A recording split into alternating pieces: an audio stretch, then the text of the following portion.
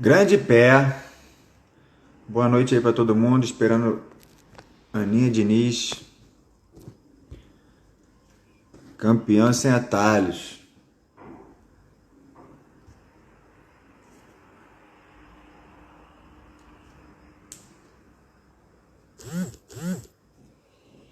Cadê ela? Boa noite, Pezinho, Eduardo Garrido.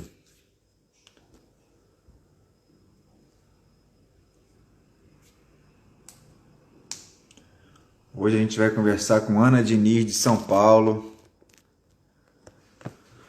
conhecer um pouco sobre a carreira dela e sobre o basquete paulista.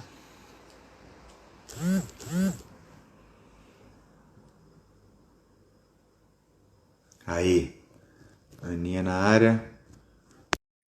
Vamos ver o que vai dar.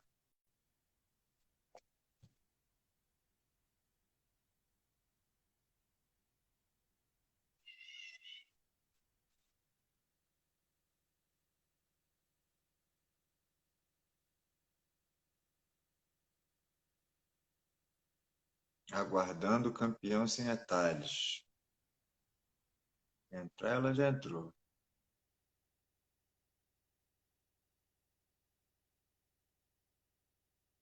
Boa noite, Márcio Coração, meu grande amigo. Cadê a Aninha?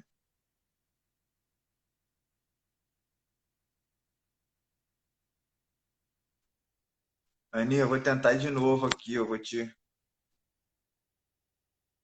convidar outra vez. Aê! E aí, E boa aí? noite, Boa noite, tudo tudo bem com bem? você? Tudo Tudo tranquilo. jóia. Então, Aninha, você já conhece mais ou menos o esquema aí que eu vi você acompanhando outras lives.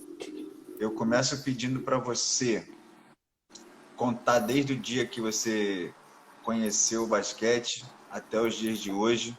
Não se preocupa com o horário, se for o caso a gente faz outra. A Michele do Maranhão foram duas lives de 1 hora. Aí sim, eu gosto de Vamos que falar, vamos. hein? Vai, solta a voz e vamos que vamos. Deixa a gente se conhecer aí. Berro, primeiro eu quero te parabenizar por essa iniciativa. Eu achei muito legal a gente poder trocar experiência, presenciar, ouvir, né, os técnicos de outro estado. Eu acho que essa troca de experiência é muito legal. Consegui acompanhar algumas, não todas, mas você está de parabéns. Você é um cara que dispensa comentários. E vamos lá.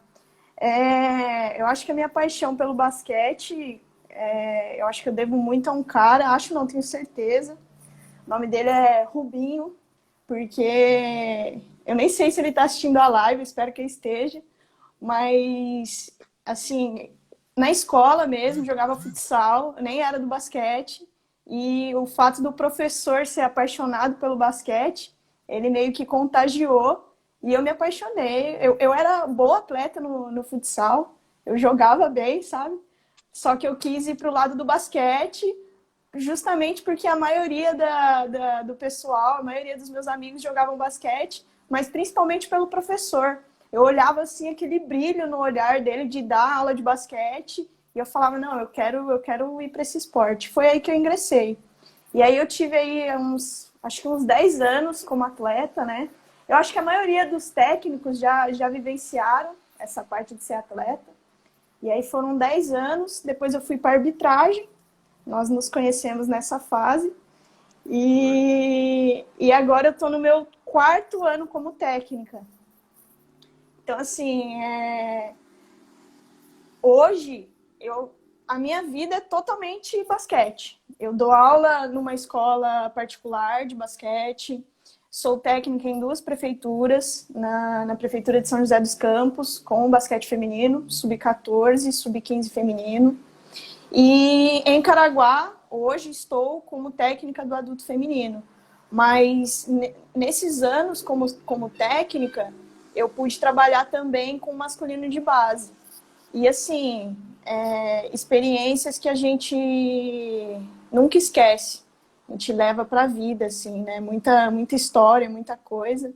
E é realmente incrível o que a gente consegue construir com o basquete. E você sabe bem disso. A gente esteve junto para quem não sabe a nossa história, a gente esteve A gente junto catou lixo junto. a gente esteve junto em Brasília. Eu acho que esse campeonato foi um campeonato assim histórico para mim.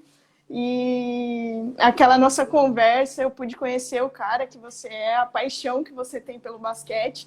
E a gente tem algo muito em comum, que é realmente essa paixão aí. Mesmo naquela época, os dois trabalhando como árbitro, que é uma área que eu gosto muito e eu sei que você também é apaixonado. O basquete nos proporciona isso daí. E assim, é aquela injeção que a gente toma que a gente não quer largar mais, entendeu? É um vírus mais poderoso que o coronavírus, né? Exatamente. Eu sou de A Caraguatatuba. Renatinha de Brasília tá aí. Ah, mandou um abração. Ela estava nesse campeonato com a gente. Ela tá. Legal. Aquele campeonato, para mim, particularmente, aconteceu algumas coisas que nunca tinham acontecido.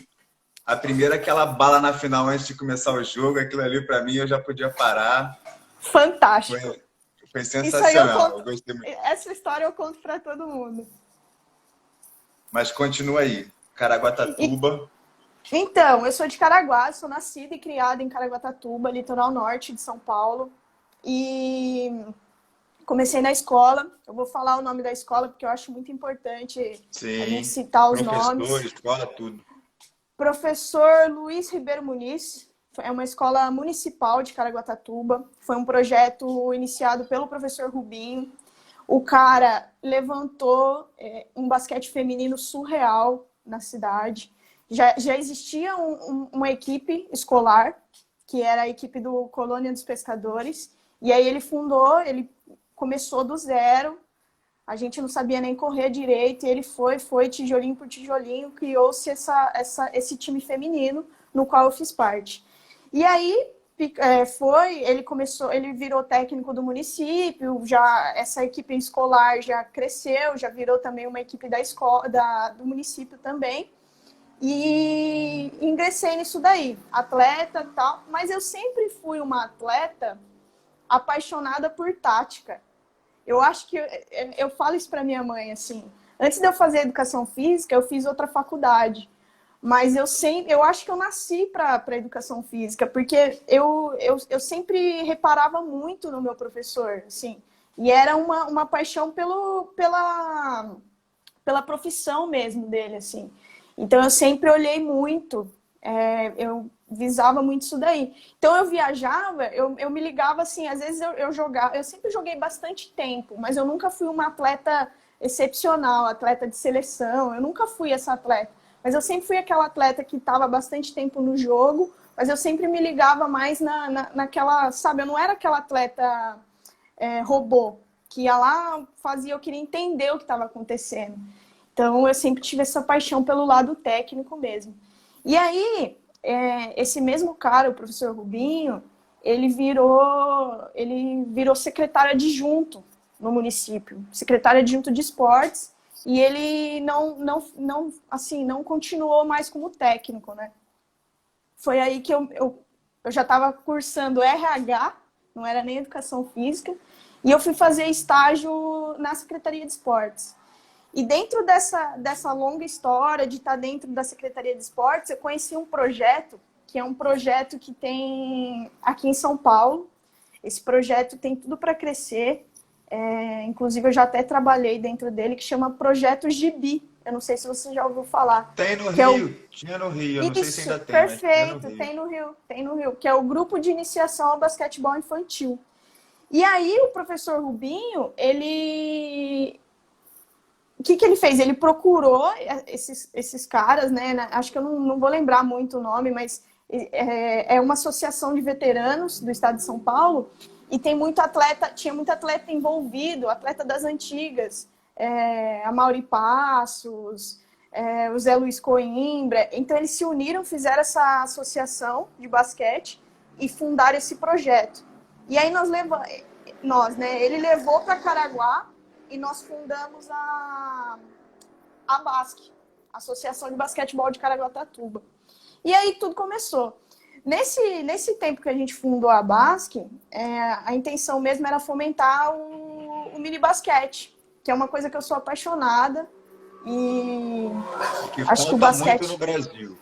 que falta muito no Brasil, mas assim, esse projeto em Caraguá chegou, eu posso estar errada, não sei se o professor Rubinho tá, eu vi que ele está assistindo, ele pode até mandar aí nos comentários, mas eu acho que a gente chegou a ter uns 900 alunos, assim, cerca de vários núcleos, em Caraguatatuba. Eram vários núcleos nas escolas, e esse projeto ele entrou na Secretaria de Educação, e assim, era muita criança jogando basquete. Era, assim, uma coisa surreal. E aí eu me apaixonei ainda mais, Bel. Falei, não, é isso que eu quero para minha vida. É isso que eu quero para minha vida. Então eu terminei a faculdade de RH, e assim, teve por N motivos, eu fui para São Paulo, fui cursar a minha faculdade de Educação Física lá, que foi também uma indicação do próprio professor Rubinho. Ele me indicou para trabalhar na Liga Paulista de Basquete. Eu trabalhei no departamento técnico lá, não sei se você conhece o Davi Correia. Trabalhei com ele é presidente da Liga Paulista. Ele é o dono da Overtime também, que faz os uniformes para a NBB e tal. Então, e aí eu trabalhei com ele lá. Fiquei esse tempo em São Paulo e a BASC ficou lá. Ela ficou inativa em Caraguá. Política, o projeto de BI foi fechando, enfim. E aí me formei, voltei para Caraguá, falei, eu vou reativar a BASC. Foi aí que a gente levantou, procurei as pessoas que estavam interessadas, comecei também por ideia do professor Rubinho, ele me chamou e falou assim, começa a dar aula voluntária. E aí eu comecei a dar aula voluntária. Cara, era muito engraçado.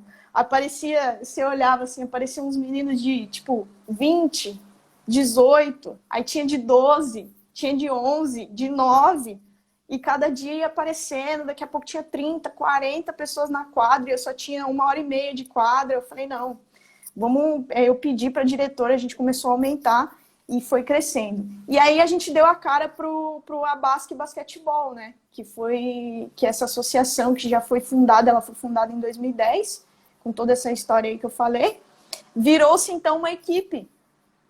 E hoje está bem, assim, tá um projeto bem grande no município de Caraguá. Infelizmente, não vou falar porque a BASC não é somente a Aninha, né? Muita gente. Mas a gente ainda não conseguiu chegar no que já foi com o projeto de BI. O meu sonho mesmo, Berro, é voltar nisso daí, é trabalhar o mini basquete e a gente ter isso em Caraguá. Esse ano foi o primeiro ano que Caraguatatuba conseguiu entrar na Federação Paulista de Basquete. Legal. A gente está todo esse tempo, né? E a Federação Paulista, ela é uma realidade diferente. Ó o Batata. Um abraço aí pro Batata. Nossa, quanto tempo. E esse ano foi o primeiro ano na federação. Infelizmente teve essa parada aí por causa do coronavírus, né? Mas assim, a gente está batalhando, está crescendo. E a ideia é fazer com que o projeto lá em Caraguá cresça. Mas assim, eu sou muito da escola, sabe, Ber? Eu acho que o esporte, o basquete, ele começa na escola. Então, é o modelo americano que dá certo, né?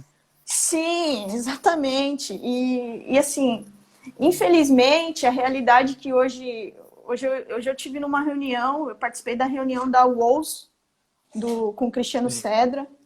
Muita gente, muito técnico do feminino, técnicos assim que eu tiro o chapéu mesmo, eu conheço assim, o trabalho, eu sou nova como técnica, eu tenho muito que aprender ainda, mas assim, foi uma reunião esperançosa, sabe, Berro? Foi uma reunião que eu falei, se esses técnicos vão se unir, se a gente vai se unir dessa forma, eu acredito que a gente consiga chegar ao tão sonhado mini basquete de uma forma grande, para que não acabe. Eu estou falando especificamente do basquete feminino, porque é uma defasagem grande hoje no nosso país, a gente sabe disso. Se até E em São assim, Paulo imagina no resto, né? exatamente. Então, assim, a gente chega em seletiva de clubes grandes, como Pinheiros, Paulistano, a gente vê seletivas cerca de 300, não estou mentindo, 300, 200, 400 atletas lá para a seletiva. Aí a gente ouve falar de uma seletiva do Bradesco feminino, que é uma das equipes assim consideradas mais estruturadas É aqui a do estado e estrutura, tal. sim, sim. Isso. Aí a gente chega na seletiva 45 e não é isso. É assim, até teve uma fala hoje lá na reunião que existe sim basquete. Por exemplo, Caraguá.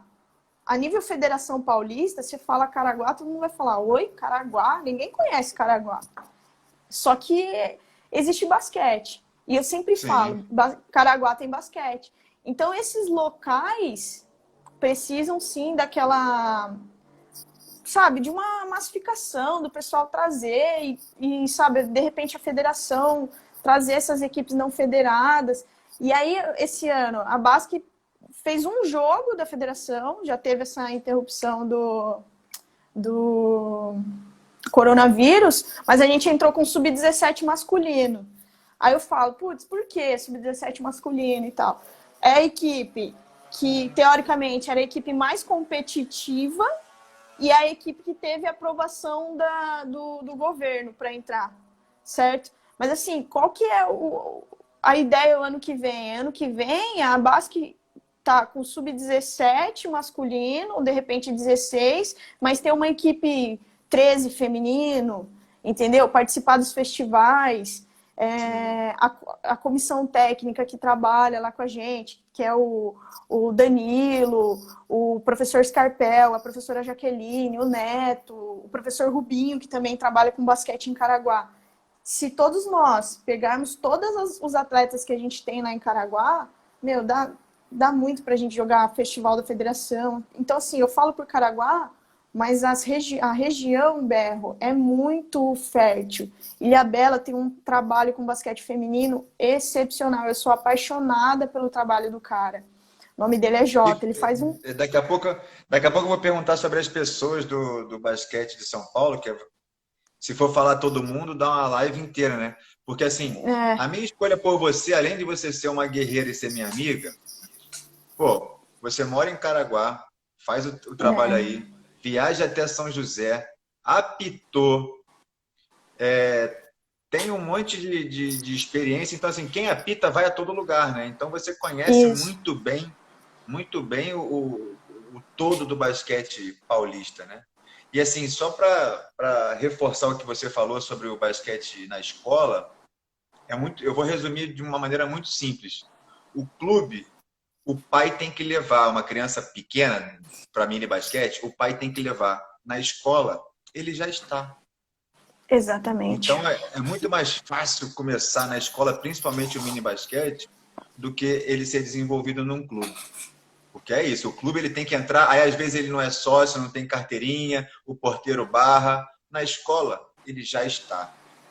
Então a gente tinha que aproveitar essa massa de professores de educação física aí e tentar incentivar de alguma forma. Imagina se o primeiro técnico do Nenê, o cara que descobriu, que deu a primeira bola para ele lá, se ele ganhasse um prêmio na CBB, mesmo que fosse um diploma, não estou falando de dinheiro, nada demais, não, uma medalha, assim Exato.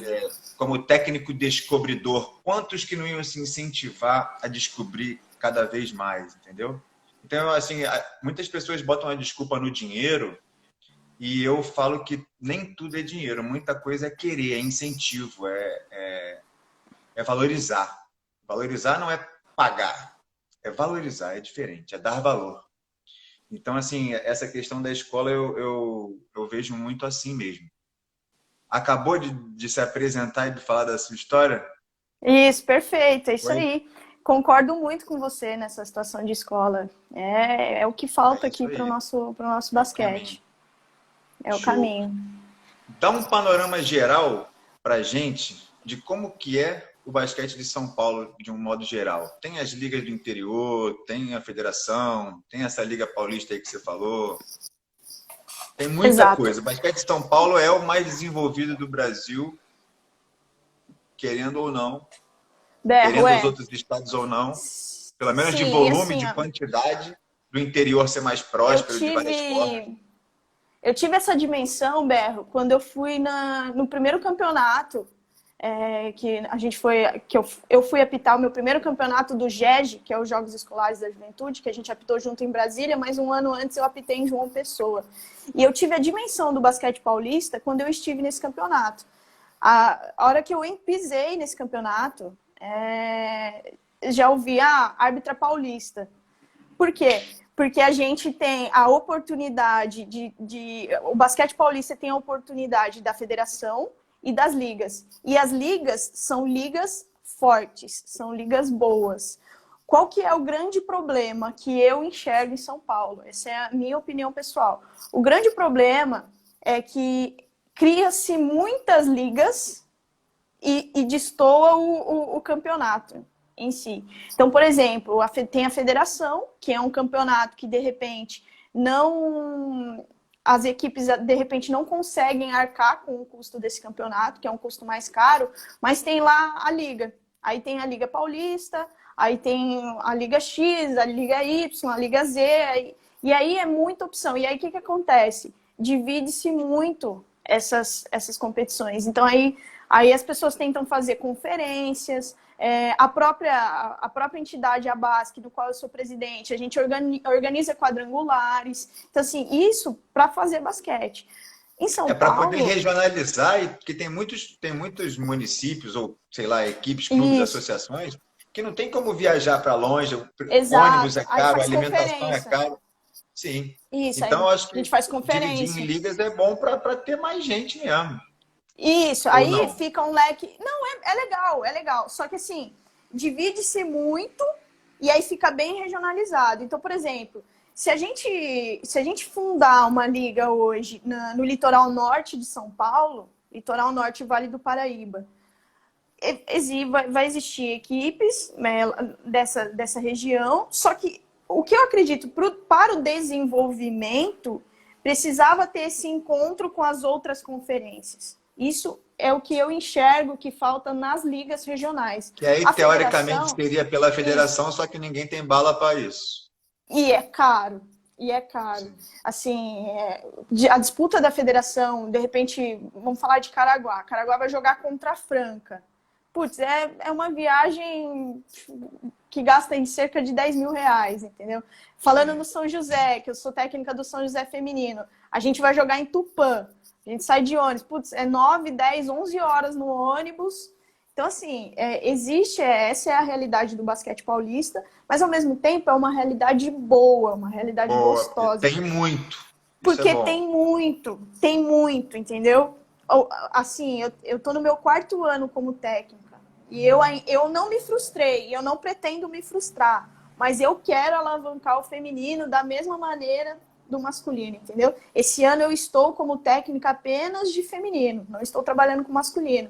Mas, assim, é o que falta no basquete paulista, Ber. Não só no paulista, no Brasil. Mas o basquete paulista, ele é interessantíssimo nesse aspecto. No São volume, né? jogos, volume, muito volume e bons jogos. Bons jogos. E você viu, a gente estava junto em Brasília, eu falo para as minhas atletas, para as atletas do São José, que... Eu falo minhas atletas, mas é até errado, né? Para as atletas do São José, elas falam muito do campeonato, a gente disputou o CBC, Campeonato Brasileiro de Clube. Mas eu falo para elas, vocês nunca foram num GEG, que é os Jogos Escolares da Juventude. Porque é uma realidade que poderia, sim, se estender muito. Poderia ter muito isso, sabe? Eu acho que as escolas os professores de educação física tinham que querer isso aí, fazer um contraturno, enfim. Mas é a realidade hoje do basquete paulista, é isso aí. Eu acho que a gente está no caminho certo, mas precisa ainda de umas peças para a gente poder alavancar isso daí. Show. Agora, tirando o professor Rubim, que você já falou umas 45 vezes aí que ele merece uma estátua aí pelo visto, quais são as pessoas que você dá moral no basquete de São Paulo? Fala aí, agora sim. Aquela cidadezinha ali do interior, que o técnico bota o uniforme nas costas, leva o 5, 6 no Fala. carro para não faltar jogo. É isso. Eu sei Tá. que o basquete paulista é muita coisa, é É, muita tem gente. muita Vai gente, precisar de cara. umas 20 lives para falar isso. É, Mas vai tem. aí, solta, abre a metralhadora aí Tem, e mas larga o ó, aço. vamos lá. Eu vou começar com um cara que eu admiro demais o trabalho dele. O nome dele é Oswaldo, é o Jota. Ele é de Ilhabela. Eu admiro demais o trabalho do cara, porque Ilhabela já fala, é uma ilha. O cara começou um basquete lá, o cara virou potência no litoral. Ele tem um basquete feminino fantástico. Hoje tem 3 atletas de lá que participam, que fazem parte da equipe do São José, justamente porque, assim, são meninas extremamente fundamentadas e o cara faz milagre, assim. Ilhabela é uma cidade que tem um recurso financeiro bom, só que é uma cidade pequena, afastada, eu acho que deve ter 3 escolas, e ele conseguiu montar um time escolar lá, e é um excelente trabalho. A equipe dele não disputa a federação, disputa a liga, mas assim, é um cara que eu acho que ele merece muito assim dentro do basquete. Ele deve ter acho que uns 2 anos a mais que eu na caminhada como técnico. Deixa eu Show, maneiro, pensar. novo. Deixa eu pensar. Tem um cara que eu admiro bastante. Talvez ele nem saiba dessa minha admiração por ele, mas é um cara que, assim, fez muito pelo basquete, e eu soube esse ano que ele foi para o Bradesco, é Elvis o nome dele, não sei se você conhece, e ele tem um histórico muito grande no basquete. Esse é um cara que eu admiro como técnico, e apesar assim, de São José sempre ter uma estrutura melhor em relação às cidades próximas, ele é um cara que sempre trabalhou assim pelo basquete e tudo mais. E o pessoal que trabalha comigo, que são a minha comissão técnica, são pessoas apaixonadas, a gente trabalha junto, o professor Scarpel, a professora Jaqueline, que a minha história com a Jaqueline é bem engraçada, assim, quando eu jogava ela era técnica, e aí eu assumi como técnica e ela voltou a ser atleta. Ela é uma excelente atleta. Meu, ela joga demais, assim. Ela é mais velha do que eu, ela joga muito e faz um excelente trabalho também com o feminino de Caraguá de base. E Danilo, o Neto, são pessoas que estão virando, ainda não são professores, mas estão estudando para isso. Acredito que vão ter um excelente trabalho também.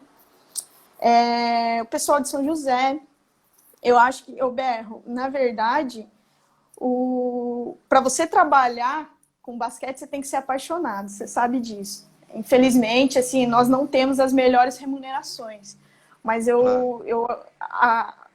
o meu grupo de trabalho de São José, assim, eles são muito apaixonados, e tem que ser, cara, tem que ser. Você perde finais de semana, você fica mais com os atletas do que com a sua família, você sabe muito bem disso. Sei. Então, eu gostaria de citá-los também, porque o Claro. Leandro, o Leandro é um cara que estou aprendendo demais com ele. O Stefani já foi meu técnico também, hoje ele é meu auxiliar, e a gente trabalha muito bem junto, é muito bacana. E o pessoal de São José no geral, o Lucas, que é o coordenador agora, vem fazendo um trabalho muito legal também, já foi técnico. Ele que me convidou para sair de Caraguá. Não saí, né? Porque eu não saí de Caraguá. Mas ele que abriu as portas de São José. Ele falou, ó, se você quiser vir ser técnica aqui, eu tô acompanhando o seu trabalho em Caraguá, eu acredito que você vai fazer um bom trabalho aqui. E, nossa, eu queria citar muita gente, Berro, mas foi o que você falou, vai acabar dando outra live aí. Agora, Mas vai, Aninha, a gente vai outro, ué. um nome, assim, que é um cara que eu admiro como técnico, como gestor, um cara que cada palavra dele, assim, eu realmente aprendo demais com ele, é o Cristiano Cedra. Esse cara, dentro do basquete feminino, dispensa comentários o histórico que ele teve. E um dia eu estava sentada no hotel em Curitiba, com a equipe, né? A gente foi pro CBC, eu estava no hotel, no hall do hotel, sentada no sofá. E aí o Cristiano veio, tudo bem e tal. Falei, tudo bem, ó, a gente nunca conversou. Ele, ó, já admirava seu trabalho como árbitra e tô muito feliz com o trabalho que você vem fazendo em São José. Sua equipe tá crescendo demais e tal. E aquele dia foi muito importante para mim, porque, Berro, não existe coisa melhor do que reconhecimento, você sabe disso. E isso aí é melhor do que qualquer... claro, a gente sempre quer ganhar mais, a gente quer ganhar bem e tal, mas o reconhecimento é fundamental para a nossa área.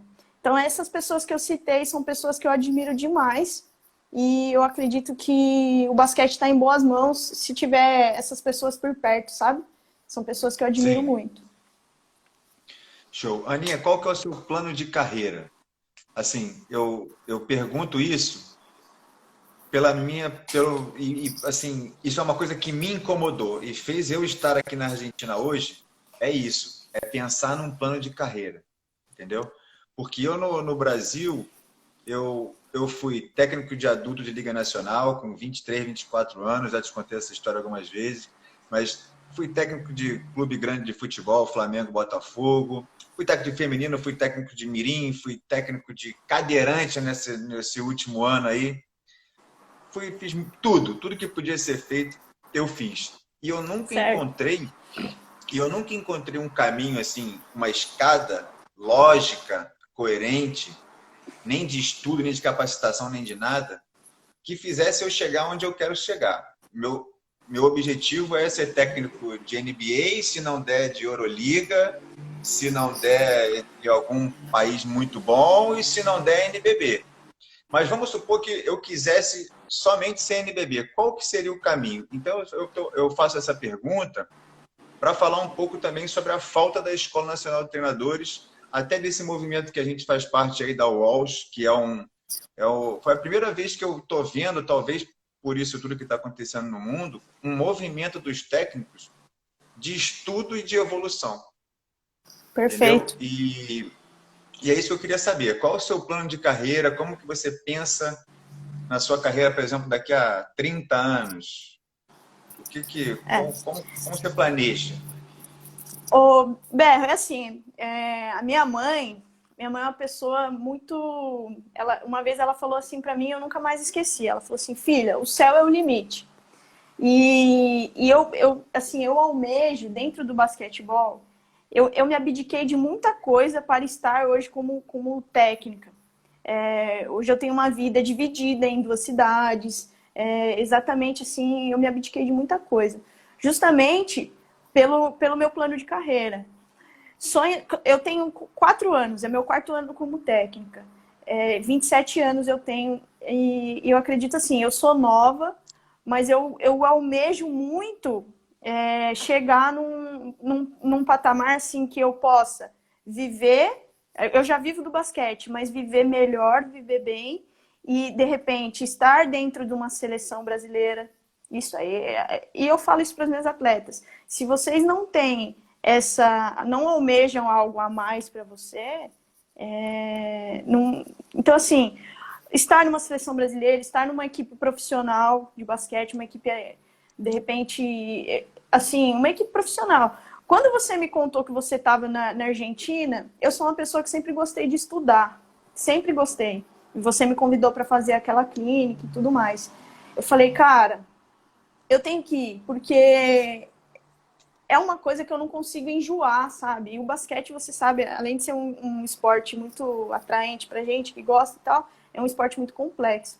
E a gente estuda, quanto mais E a ele é gente estuda, dinâmico, tá? ele está sempre mudando, né? Que ele está Muita sempre evolução, e muda mudando. regra, e muda... Nossa, enfim, é muito gostoso estudar o basquete.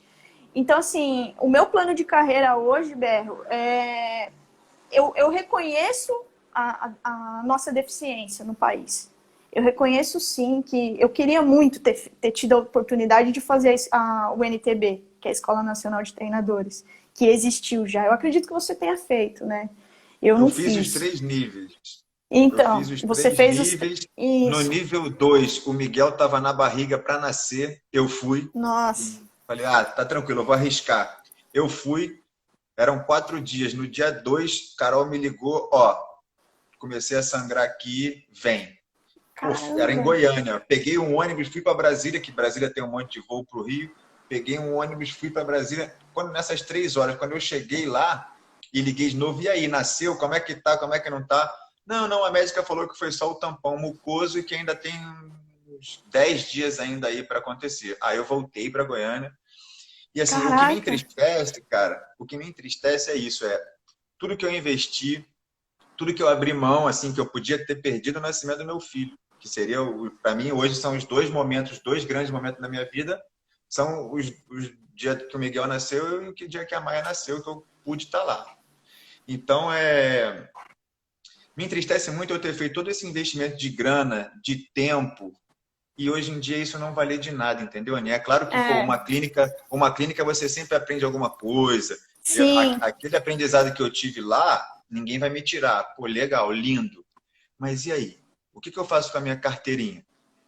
Entendeu? exatamente. E Assim, e aí deveria eu ser tive uma que coisa mudar minha obrigatória. vida, eu tive que mudar minha vida, vir para cá, vir para outro país, cara, para poder construir um plano de carreira firme, organizado, coerente, entendeu?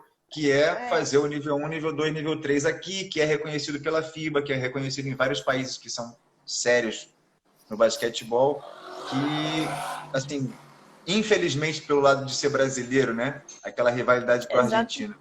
E felizmente, por conseguir ter a oportunidade de estar aqui, que é um basquete muito respeitado pelos técnicos. Os técnicos Com que são a certeza. fortaleza do basquete argentino, entendeu? E aí o mini basquete é muito grande, né? Uma A coisa. história aqui é a seguinte: lá no final dos anos 70, os técnicos se juntaram e resolveram melhorar o basquete.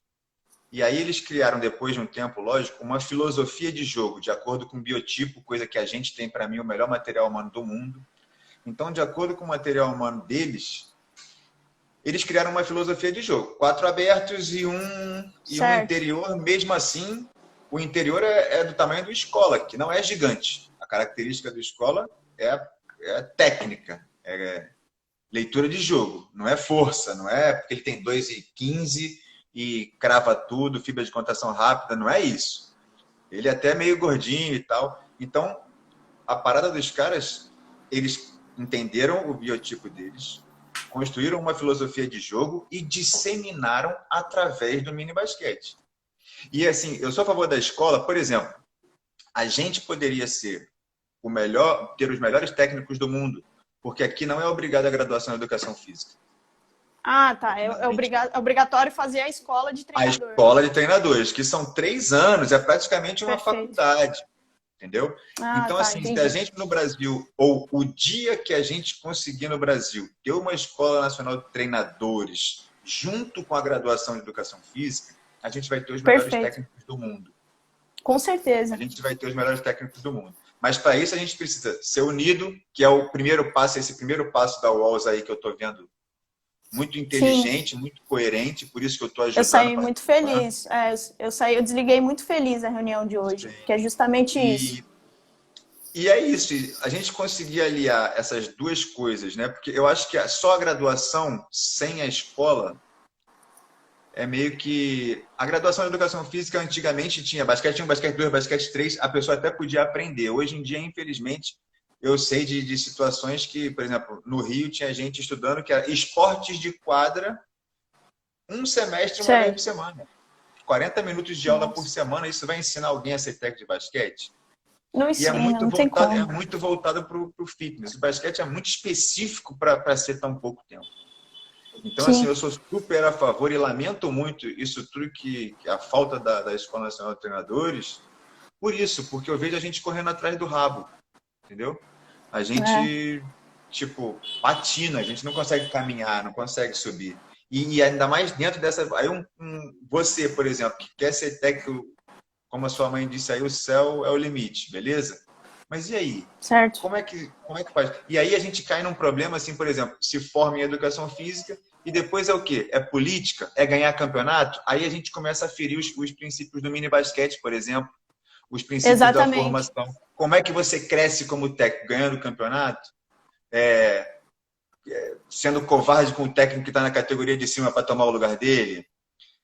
Como é que faz? Então vira essa Acontece muito isso. selvageria que é hoje em dia, vira essa selvageria que é hoje em dia e fica difícil da gente evoluir como profissionais, porque não existe. O cara se forma em educação física e depois ele tem que cada um comer o outro para poder É, e crescer. aí vai o QI, é política, enfim. Mas assim, hoje, que nem eu comentei, eu recebi o convite do Cristiano Seder para fazer parte da UOS, desse grupo de estudos mais focado para o feminino. E na reunião de hoje, assim, eu senti aquele pingo de esperança, sabe, Berro? De ter essa união.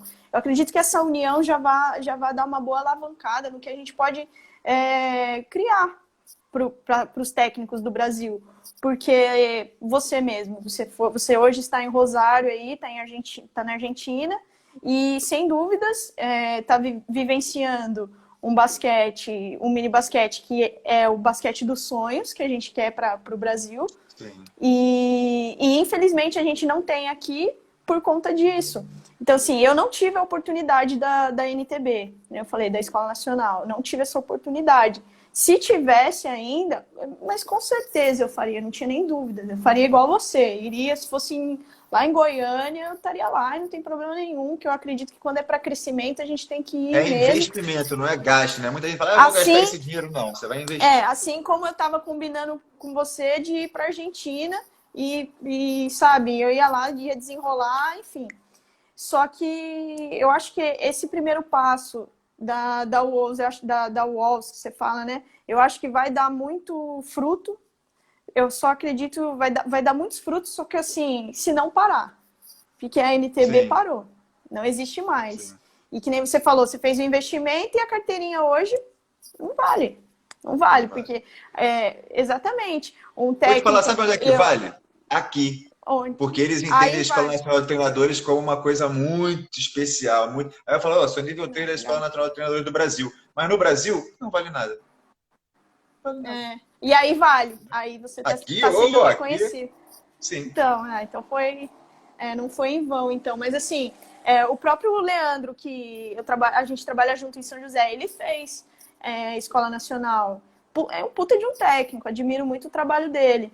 E só que assim, ó, eu saí da faculdade, eu fiz a minha pós-graduação em treinamento desportivo e não tenho a Escola Nacional. E eu não tive esse afundo, esse estudo, sabe, mais lá dentro. Mas a Sim. maioria dos técnicos já foram atletas, certo? E o que difere um técnico do outro? Quem estuda mais, certo? Claro. Porque você sabe muito bem disso, que existem os técnicos que simplesmente não estudam. Eles estão vivendo o basquete Sim. de muitos E anos eles estão atrás. ensinando o basquete assim, né? E para mim, hoje, na minha opinião, isso é o que realmente quebra o Brasil. Existem os técnicos que não se atualizam, certo? E Sim. isso dá uma boa quebrada.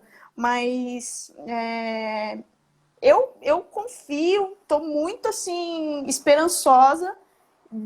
Eu fazendo parte dessa nova geração, ou eu nem sei se ainda tem uma nova geração de técnicos no Brasil, mas Tem, pô, tem muita coisa. eu tô Tem muita molecada aí afim. eu tô com muita vontade de fazer isso acontecer. Só que não vai depender só da gente, você sabe muito bem disso. Que aí Sim, sim. chega naquele ponto. Vai depender da CBB, vai depender da Não, mas Federação aí do que eu te digo, Estado. não, não. Em vez da gente esperar ser de cima para baixo, a gente tem que fazer de baixo para cima. Foi como nasceu aqui. A Eneba, ela é independente da Confederação Argentina. A Eneba é dela, é própria, Entendi. entendeu? É Assim, dos ó, técnicos. você tá fazendo parte da UOS, né? E, assim, eu enxergo hoje, a gente tem vários técnicos com vontade. Se isso permanecer, eu acredito que a gente vai colher bons frutos. Se você concordar comigo, eu acredito que vai Sim, sair. Você está na Argentina, fantástico. Acho que você está com um passo aí, vivenciando coisas que aqui no Brasil não teria. E o que a sim. gente pode aprender nisso é trocando experiência. Então, assim, por isso eu já comecei a live te parabenizando, porque, assim, você entrevistando, você conversou, né? Entrevistando, você fez a live com o pessoal que eu nunca nem sabia que no estado do cara Mas tinha essa foi a basquete. minha escolha. Essa foi a minha escolha. Por exemplo, para eu escolher o cara do Ceará, eu fui no Daniel Russo, que é técnico de NBB. E, pô, Daniel, você é mais conhecido que nota de 2, velho. Ninguém quer ouvir você falar. Você tem microfone na boca toda hora. Eu quero ouvir alguém aí que, pô, que mereça, que precise dessa divulgação, dessa exposição e dessa oportunidade de botar a cara e as pessoas conhecerem, entendeu? Alguns para ver de novo, alguns que já estavam meio desanimados, inclusive da nossa região aí, que já estavam meio desanimados, que eu gostaria muito, acho que fazem muita falta ao basquete, assim, se animar de novo. Alguns estados que eu não conhecia ninguém, tipo o depoimento do Acre, de Roraima, do Amapá, dos caras dizerem que não tem base no estado deles, assim, foi difícil de dormir, Então. sabe? Mas a minha intenção era exatamente essa, era dar voz a quem não tem o microfone na boca, entendeu? E é isso, assim, eu soube do seu trabalho, eu conheço você, eu sei do seu amor pelo jogo, assim, é o que eu digo, ninguém bota a camisa para dentro e faz a barba para ir apitar um jogo que todo mundo fica latindo na sua orelha sem gostar do jogo, velho. Exatamente. Entendeu? Exatamente. Então, Então, assim, existe muita reclamação em cima de uma coisa que precisa ser massificado. E você me corrigiu numa fala, e eu acho que é extremamente importante. Se existir, sim, essa união dos técnicos brasileiros e sair de baixo para cima, a gente vai conseguir atingir o que a gente almeja. Falta, sim, essa escola nacional para treinadores, falta, sim, mais reconhecimento. E atitudes como a sua, Berro, de dar voz para nós, que quer ser ouvido. A gente quer ser ouvido, sim. A gente quer conversar, a gente quer trocar. Muita coisa a falar. Eu aprendi tanta coisa nessas lives até agora, ainda falta muito. A gente quer trocar experiência e isso é muito importante. Então, assim, e esses técnicos que hoje estão parados no tempo, eles precisam se coçar, eles precisam se mexer. Tem geração nova chegando e é o que a gente fala para os atletas, né? Com certeza já aconteceu com você de você cortar um sub-15 de um jogo e levar um sub-14 porque o sub-14 está melhor. Claro. Já aconteceu isso. Se tiver igual, vai o mais novo. Se tiver igual, vai o mais novo. Exatamente. E eu acredito que isso é a mesma coisa na vida. Não é só como técnico, não. É numa empresa, é na vida. Se tá chegando gente mais afim, querendo estudar, querendo fazer crescer, você vai perder o seu lugar. O que você construiu uma hora... Deixa eu só aqui, ó. O Rubens de Castro está dizendo aqui, Berro, o professor Meneghelli, de São Carlos, ficará lisonjeado pelo seu comentário. Foi lá que eu comecei. Parabéns, professor. Cara, o Meneghelli, essa história eu conheço. Esse Rubens de Castro é o famoso Rubinho que eu falei 50 vezes na live. Ah, sim, é o cara que merece a estátua aí. O Meneghelli, cara, ele foi o primeiro técnico do Nenê. Você citou do Nenê aí? E ele foi então o primeiro... é isso aí. Show. Pô, que legal. Agora que eu entendi. Ele foi o primeiro técnico. Tem o Batata também falando, o Eduardo. O Batata é covardia, né? Ele é surreal. É sensacional.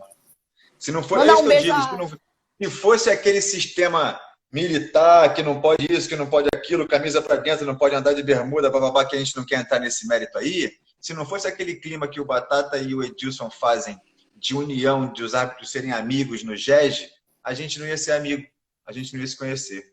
Perfeito.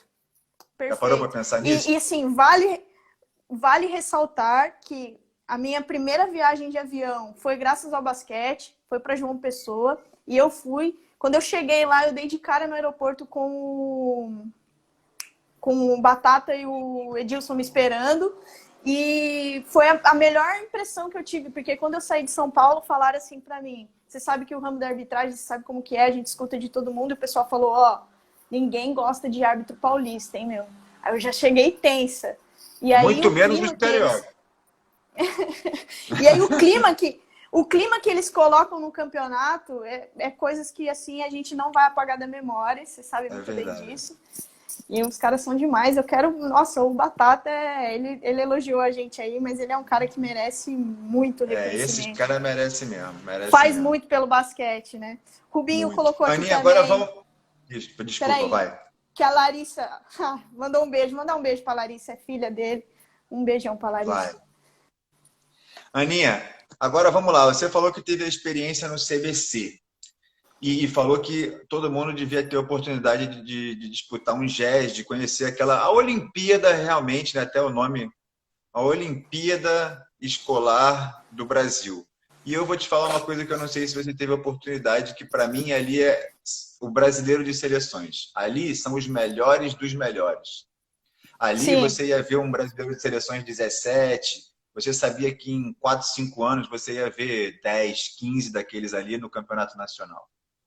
Então, assim, convocados, sabe? O técnico escolhia, lógico que tinha umas panelas ou outras, isso é normal, mas sempre tem.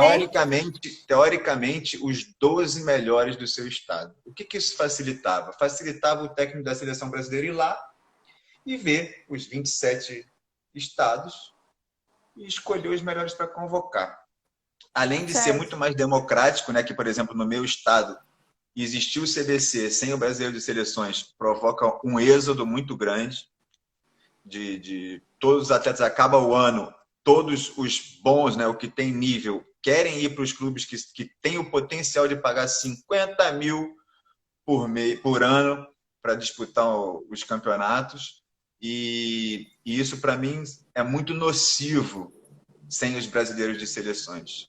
E que o brasileiro de seleções é muito democrático e, por exemplo, não ter o brasileiro de seleções e ser um campeonato só pelo dinheiro faz, por exemplo, o Acre não tem nenhum representante, Roraima não tem nenhum representante, a Amazônia, até o Mato Grosso do Sul do Batata não consegue ter nenhuma equipe jogando o CBC. Então, Exatamente. isso é um campeonato brasileiro de clubes, mas não é brasileiro porque não tem todos os estados. É igual, eu sou Exato. botafoguense, Uhum. né? Eu digo que mundial quem tem é o Corinthians, os outros que vieram daí para cá, né? Porque disputou contra equipes do mundo, É. de todos os continentes. O Flamengo é campeão intercontinental, que ganhou só do campeão da Europa. Beleza? Então é mais ou menos isso. O CBC é muito legal. Para mim, seria uma excelente ferramenta para quem tem dinheiro, uma excelente iniciativa, desde que existisse o democrático, desde que isso não forçasse o garoto a sair do clube do bairro dele ou da cidade dele para qualquer custo, que isso interfere em rendimento escolar. No Rio de Janeiro, por exemplo, atravessar a cidade, violência, etc. Isso interfere na vida dos garotos. Essa obrigação dele sair do clube de origem. Às vezes fez um campeonato no ano anterior, por exemplo, ele é sub-15, no ano sub-14, o time dele ficou em segundo no campeonato. Aí ele Sim. vai para o quinto, porque o quinto tem direito. Porque o Tem quinto vai para o dinheiro, CBC. tem Tem dinheiro para ir para dinheiro o para ir. CBC. Então não é Sim, sim. meritocracia. Se, por exemplo, o CBC, o esquema fosse assim, o primeiro e o segundo de cada estado está classificado, aí já seria meritocracia. E mesmo assim ia provocar Sim. êxodo. Mas a falta do brasileiro de seleções, para mim, é uma coisa que me machuca e eu acho nociva. Mas conta E é pra um gente aí, como é que foi essa campeonato, sua experiência no CBC? Vai. cara, é um campeonato, assim, uma estrutura surreal. Sim, uma Hotel estrutura. 5 estrelas. Tem caroço nesse angu, né, Aninha? Ó, hotel 5 estrelas, assim, o campeonato ele custeia a passagem de avião para os atletas em geral, comissão técnica e tal. Então, assim, a estrutura do campeonato é, sem dúvidas, né, surreal. Só que entrando nesse ponto que você falou, realmente a gente não consegue reunir nesse campeonato o Brasil. Não Sim. acontece. Acontece de, por exemplo, no masculino, né? Eu É posso estar festa errada para com Rio. números. Posso estar errada com Festa de números, Rio. mas chega aí 7, 8 equipes de São Paulo. Chega Sim. aí 5, vai clubes, enfim. Então, assim, é um campeonato excelente, muito bom, só que entrando nesse aspecto de custo, poderia sim diminuir o custo e fazer um campeonato mais amplo, de repente, porque no GED, Eu por ainda vou exemplo, além. Eu acho que alojamento, eu acho que tudo isso ainda faz parte do aprendizado do atleta. uhum. Entendeu? Você ficar em alojamento, você comer todo mundo junto Sim, de todos os estados e tal, eu acho que sim, isso sim, tudo, sim. pelo menos Então, eu fui criado assim. Sim, eu também. E o CBC já não é isso. O CBC já é um quarto, Sim. quarto duplo, 5 estrelas, né? São vivências realmente que às vezes aquele atleta que é um pouco, né, mais carente, ele não teria essa vivência, né, mais na frente, enfim. Mas daria sim para fazer um campeonato maior com o tanto de Claro, recurso que é investido. Mas foi uma experiência muito bacana por questões de jogos, assim. Tive claro. o prazer de conhecer a Adrianinha. A Adrianinha sempre foi aquela atleta que eu via jogar a seleção brasileira e tal. De repente ela estava de um lado da quadra com a equipe dela, jogando contra a minha equipe, e aquele jogo e tal, e a gente trocou muitas experiências. Então, assim, são experiências, assim, para mim como técnica foi muito rico, e para as atletas também, com certeza. Mas entrando nesse aspecto aí que você falou, com certeza daria para a gente ter um campeonato muito mais amplo e contemplando outros estados também, com certeza. Show. Aninha, a gente deve ter mais uns 4 minutos. Fala para mim qual é a sua filosofia, como é que você gosta de botar o seu time em quadra? Sim. Cara, ó, eu tenho uma frase que eu falo muito para elas. Eu falo assim, um passo de cada vez. Todo jogo eu repito isso para elas. O meu estilo de jogo é uma defesa forte contra-ataque, defesa forte contra-ataque. Então, assim, eu gosto eu vou falar no feminino, né? Porque eu estou trabalhando só com o feminino. Eu gosto que elas aprendam, entendam o que está acontecendo. Eu falo para elas, eu odeio decoreba, sabe? Então, assim, não é Pense, né? simplesmente ir lá, Raciocínio. elas têm que aprender o jogo. O que elas estão fazendo? Então, é isso a minha filosofia de trabalho hoje. Elas precisam entender o basquetebol. O porquê que está acontecendo aquele pique, o porquê que tem que fazer o backdoor. Elas têm que entender o jogo, não ser uma coisa mecânica, entendeu? E a minha filosofia hoje, quem vê o São José jogando, não só o São José, como o adulto feminino de Caraguá, é defesa forte, falando na postura mesmo, e contra-ataque. Eu gosto muito de contra-ataque. Muito bom, eu também. Eu acho que é a maneira mais fácil da gente pontuar. Agora, para terminar, um sonho para o basquete do seu estado e um sonho para o basquete do Brasil. Quando entrar 30 aí, eu te aviso. Cara, um sonho para o basquete do estado, eu acho que o basquete paulista poderia abrir mais portas para as equipes menores. Eu acho que as equipes menores. O que eu vou falar, gente, porque Acessível de existe, né? dinheiro que você está falando. Exatamente, exatamente. O que a gente faz? Aquela equipe que não tem o recurso financeiro, a gente vai lá e puxa o melhor atleta dele.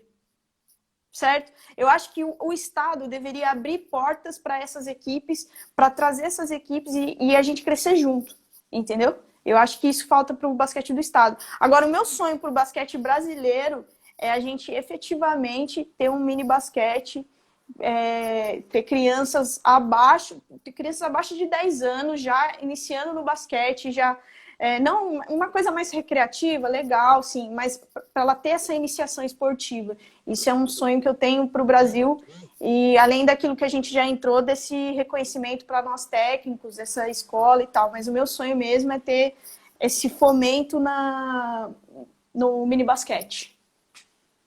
O meu é isso. Mini basquete e escola de treinadores. Show Esse é de o meu. bola. Acho que eu Berro, não precisava mais nada. só vou aproveitar, eu sei que a gente está terminando, está acabando o tempo. Vai, Eu vai. tô iniciando um projeto aí, até o meu Instagram tá aberto, chama Campeão Sem Atalhos. É um projeto que vai ser voltado para atleta de basquete.